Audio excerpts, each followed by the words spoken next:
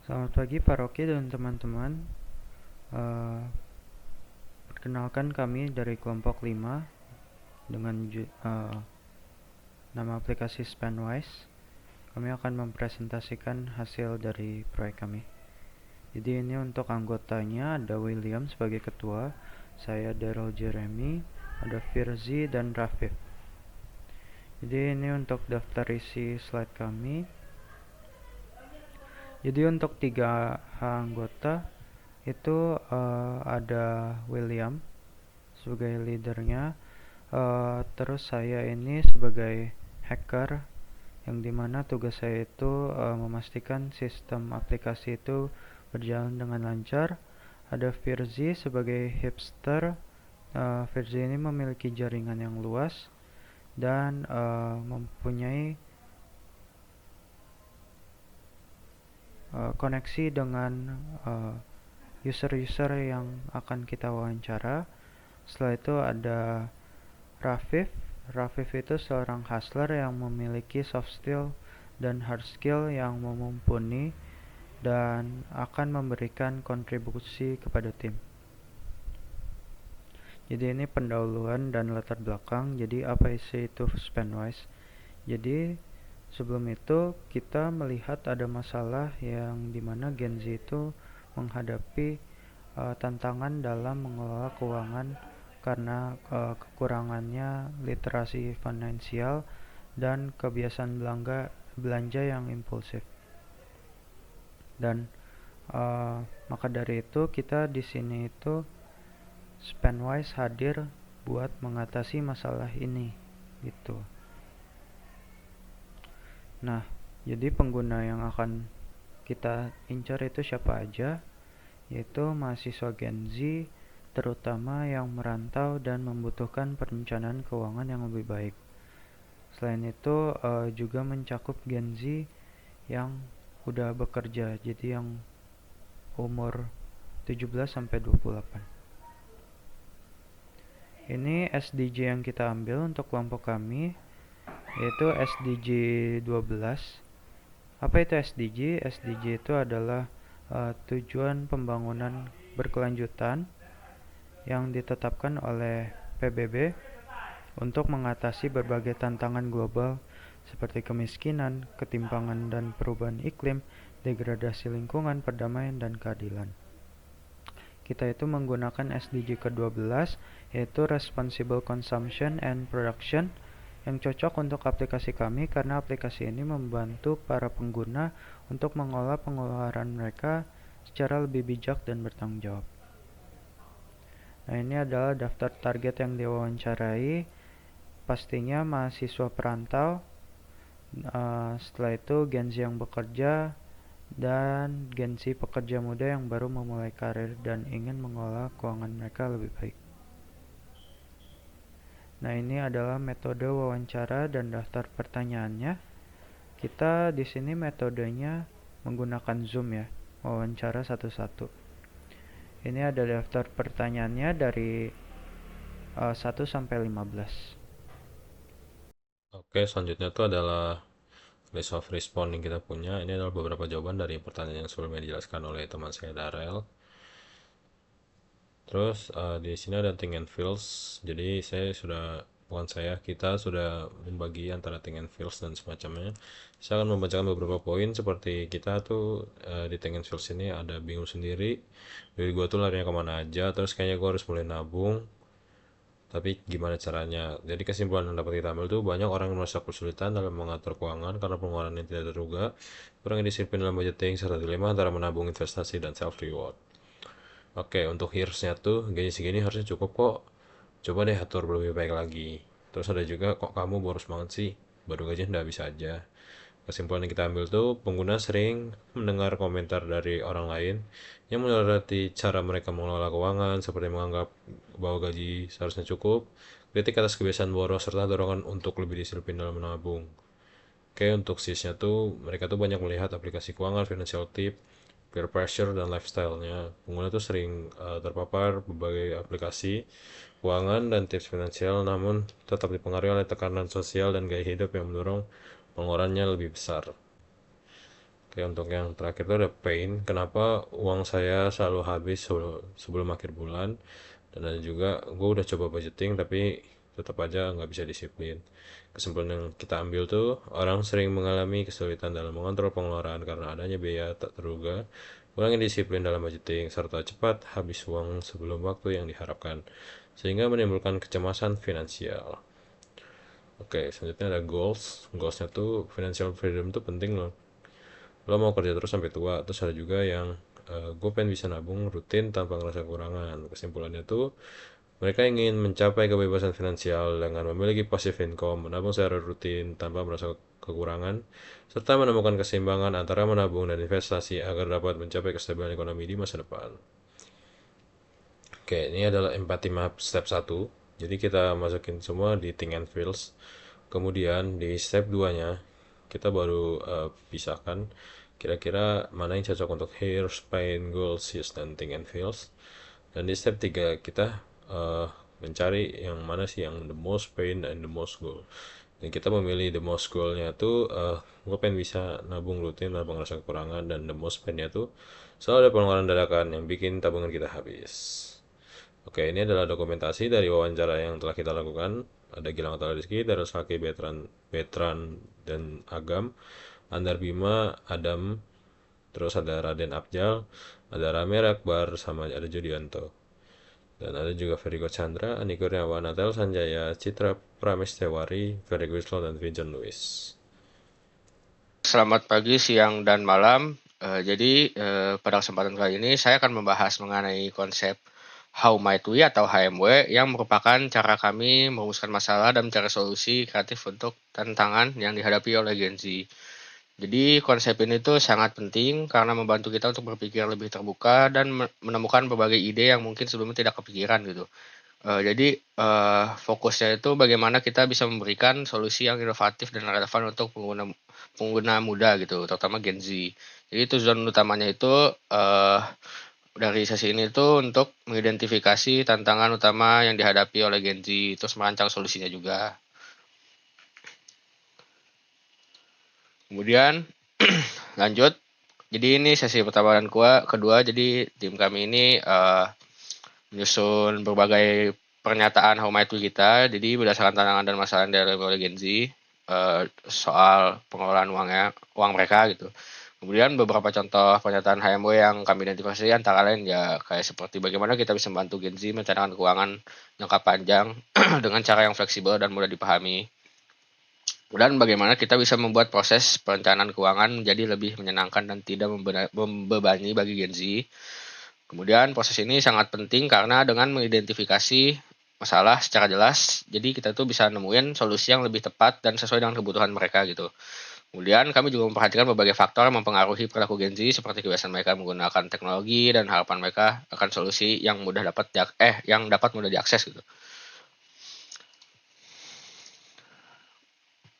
Ya ini juga masih home itu-nya.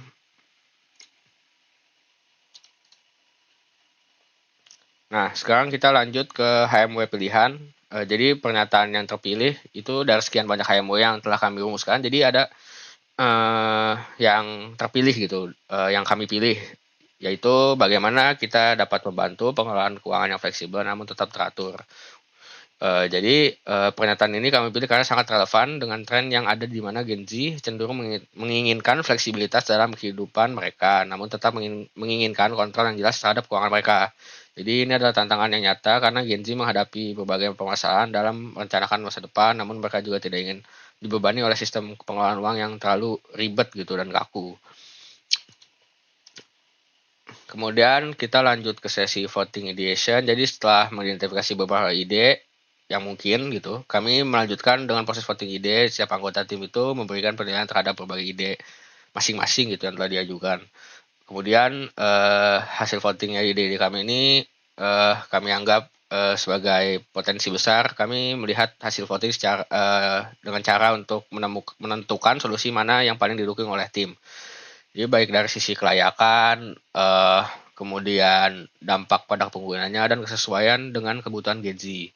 Jadi proses ini tuh memastikan bahwa solusi yang kami pilih itu benar-benar merupakan pilihan yang terbaik gitu.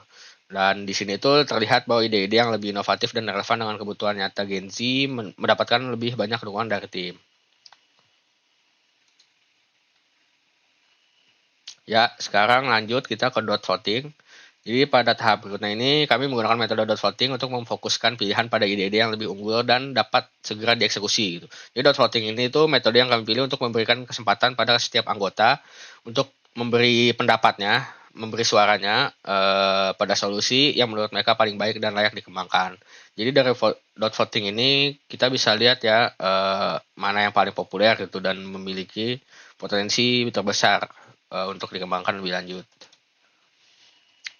Nah, sekarang kita lanjut ke for kategoris. Jadi di sini setelah melakukan voting, kami mengklasifikasikan solusi-solusi terpilih ke dalam 4 kategori, yaitu pertama most rasional, kedua most delight, kemudian darling, dan yang terakhir adalah long shot. Jadi kategori ini membantu kami untuk memetakan solusi berdasarkan 2 aspek utama, yaitu rasionalitas dan tingkat kegembiraannya, yaitu atau delight gitu ya. Jadi yang bisa diberikan kepada pengguna nantinya. Jadi most rasional ini berarti solusi yang paling masuk akal dan realistis untuk diterapkan, sedangkan most delight adalah solusi yang tidak hanya memberikan manfaat, tapi juga dia itu memberikan pengalaman yang menyenangkan bagi pengguna ya.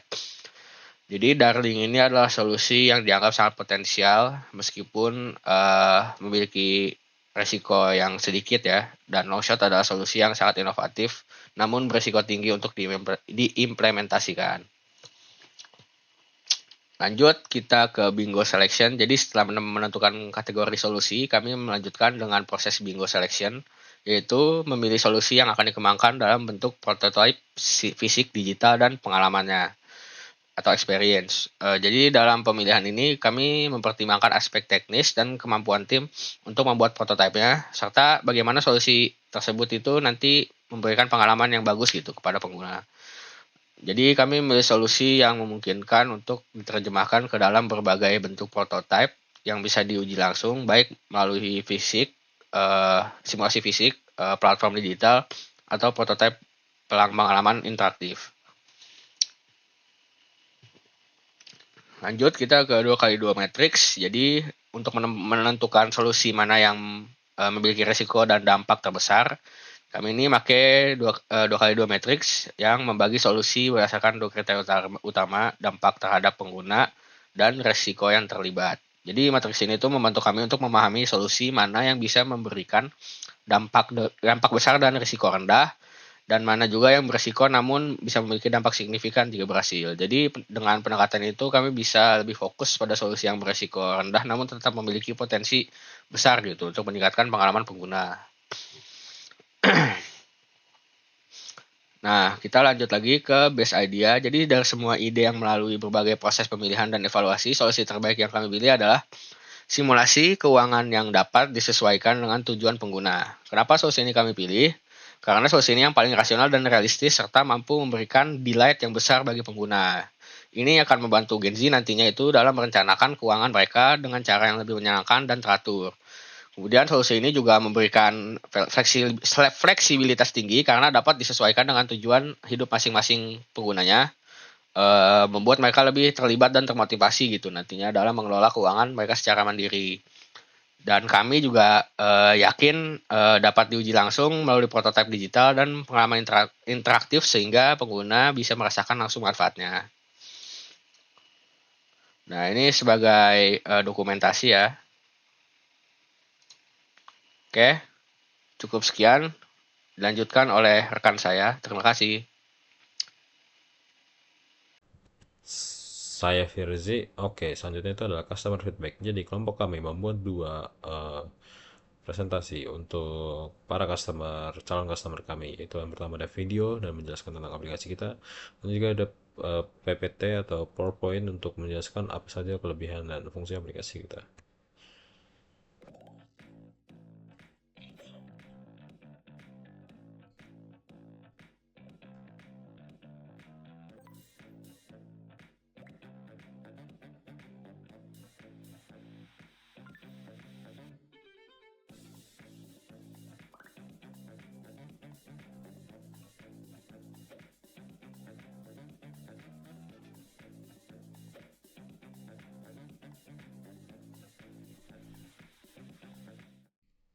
Yaitu barusan adalah video yang kita tunjukkan untuk customer kita, dan selanjutnya adalah PPT untuk para calon customer, yaitu adalah tentang kita membahas dulu masalah keuangan tentang Gen Z saat ini, seperti kurang literasi finansial, borosan impulsif, dan sering kehabisan uang sebelum akhir bulan, dan sebagainya.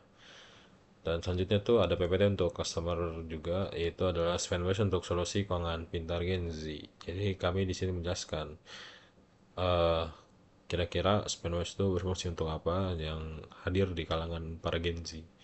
Selanjutnya adalah kelebihan utama Spendwise, yaitu ada budgeting otomatis, AI finansial, gamifikasi, edukasi finansial, visualisasi yang keren. Selanjutnya adalah customer feedback untuk list pertanyaan. Jadi kita setelah itu membuat form. Setelah para calon customer membaca PowerPoint atau menonton video yang telah kita buat, apa saja sih tanggapan mereka dari itu, dan kita membuat Google Form yang berisi pertanyaan. Ya, pertanyaan itu seperti setelah membaca PPT atau video tersebut, bagaimana tanggapan Anda dengan permasalahan yang ingin diselesaikan? Terus ada juga dengan solusi yang ditawarkan dari video atau PPT tersebut, ada juga apa yang Anda sukai dari solusi tersebut, apa menurut Anda yang sebaiknya diperbaiki dari solusi tersebut. Jika solusi ini berbayar, maka dari jawaban tersebut 66% tuh masalah seperti ini sedang saya alami saat ini, dan masalah seperti ini ada dan nyata untuk 26%, dan sisanya tuh adalah saya tidak tahu ada permasalahan seperti ini. Kemudian selanjutnya untuk pertanyaan kedua itu saya meragukan solusi ini untuk sebagian kecil, dan selanjutnya tuh untuk 13,3% tuh seperti ini solusi yang bagus tapi bukan untuk permasalahan yang dijelaskan, dan yang terakhir tuh yang paling banyak 80% itu sepertinya ini solusi yang bagus dan tepat dan dapat menyelesaikan permasalahan yang dijelaskan. Selanjutnya adalah list of response-nya, apa yang paling Anda sukai, dan kita bisa lihat jawaban yang paling bagus tuh untuk anak kos seperti saya sangat suka karena relate dan bisa menggunakan aplikasi ini karena sangat praktis. Dan juga untuk seorang pekerja part-time seperti saya, aplikasi ini menggunakan financial management dengan simpel dan tidak ribet. Selanjutnya tuh apa yang menurut Anda sebaiknya diperbaiki dari solusi tersebut? Dan ini ada jawaban yang kritis, bikin lebih relate, lebih milenial aja, karena bukan hanya muda yang memiliki masalah keuangan. Dan ada juga mungkin bagi saya ini agak sulit diimplementasiin ke demografis umur 30 ke atas. Dan list of response-nya tuh untuk pertanyaan terakhir tuh, jika solusi ini dibuat berbayar, maka untuk 53,3% orang menjawab saya akan menggunakannya, tapi saya akan membayarnya pikir-pikir dulu.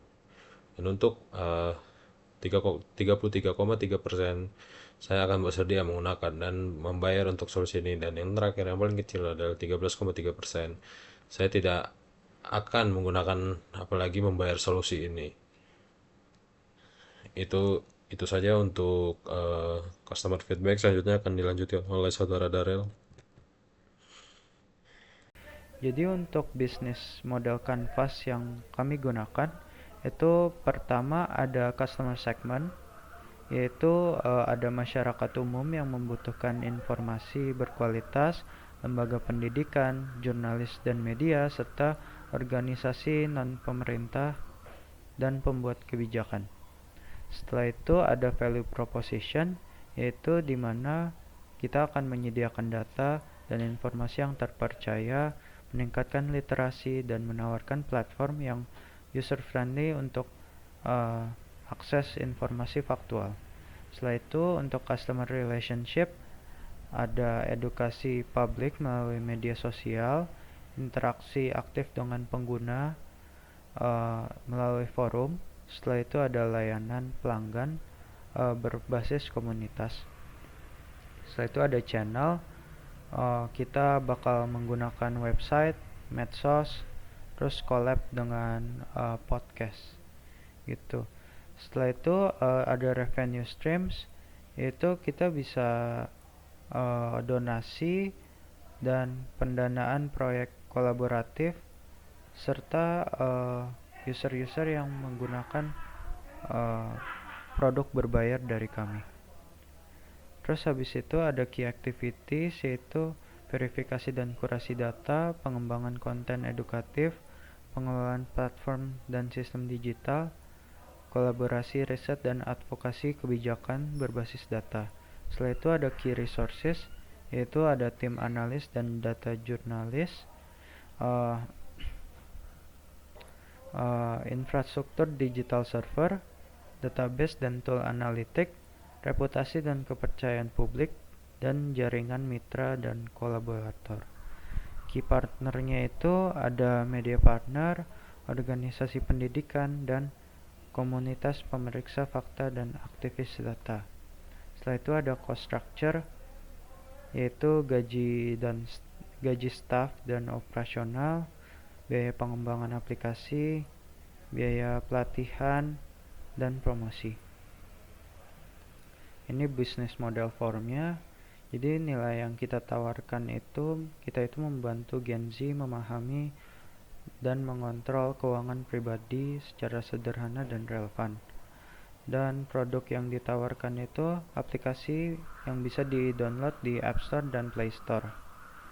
Dan apa yang membuat pelanggan mau bayar lebih? Karena kita itu ada fitur yang eksklusif kalau misalnya pelanggan mau membayar lebih. Dan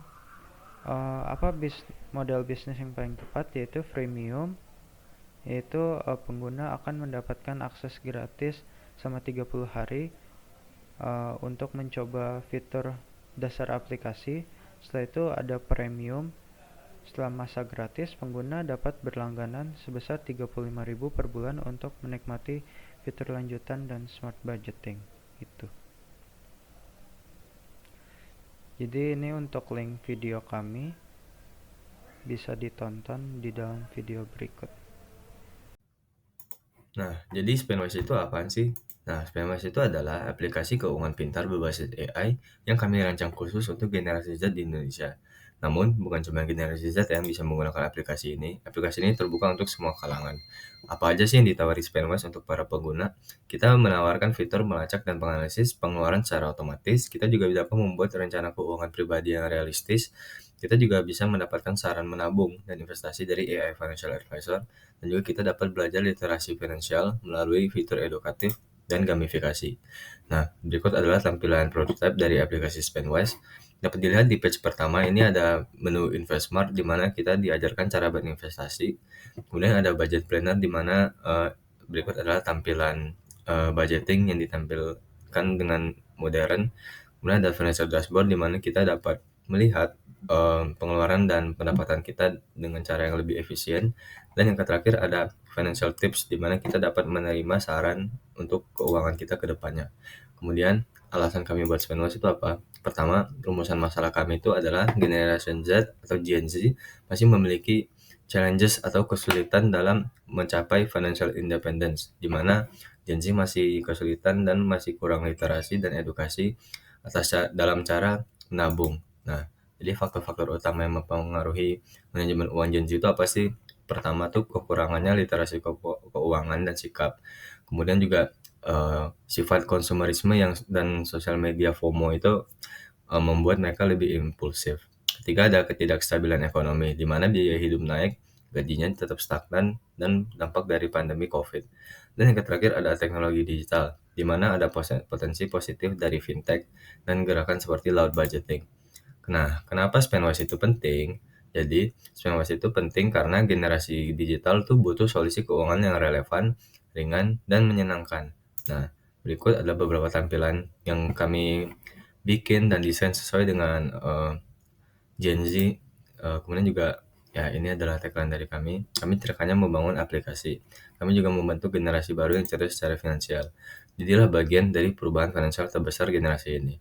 Investasikan dalam Spendwise, investasi masa depan Gen Z. Untuk membawa Spendwise ke tahap berikutnya, kami juga membuka peluang investasi sebesar 50 juta rupiah.